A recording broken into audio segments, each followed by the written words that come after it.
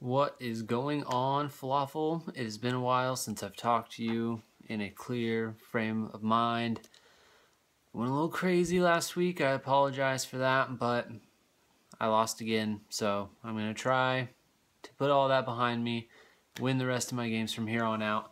And that leads me to our talk here of the relegation. I just want everybody to be clear about how that is going to work. When the playoffs start, the top 8 teams will make the playoffs. The bottom 8 teams will then start to find out who's going to be relegated. So those final 3 weeks, while the top 8 are in the playoffs, the bottom 8 are still going to be, their record still counts. Those 3 games that they play, even though they're in the consolation bracket, you still need to be winning those games because it's going to be the person with the worst record at the end of the season. And if there's a tie, it'll be the person with the lowest amount of points scored.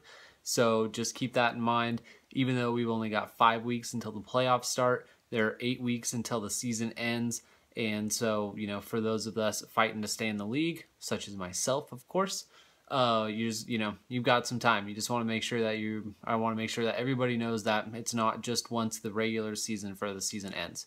So without further ado, we will hand out the Week 8 awards. First up, we've got the High as a Kite award. This one goes to One Little Indian with 140.4 points.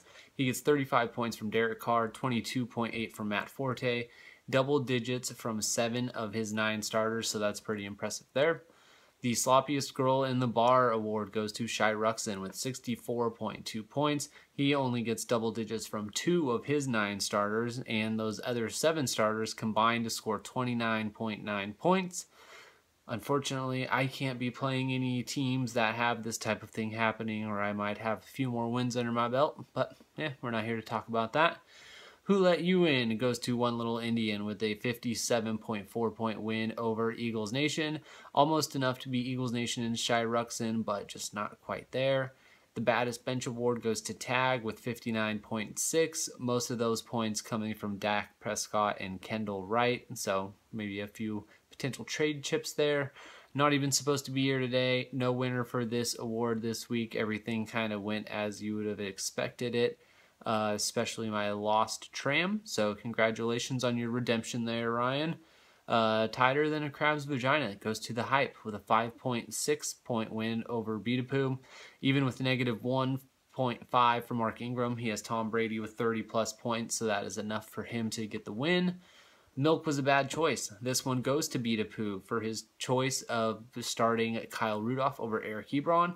And then also Gio, had he started the Carolina defense, he would have won his game as well. But luckily for me, they both lost.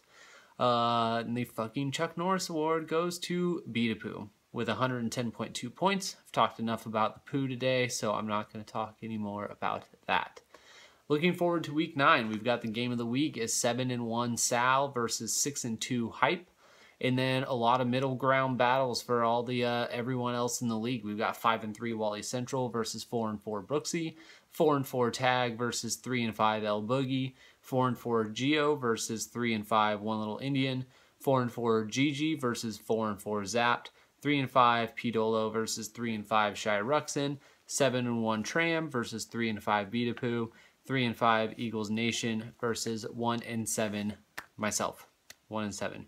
2 games behind anybody in the standings, but you never know what could happen. Like I said, 5 weeks to pull it out here, 8 weeks total left in the season. You never know what can happen. So that is it for this week, and I will see you guys next week. Good luck to everybody, but Eagles Nation, I'm coming for you, buddy. Later.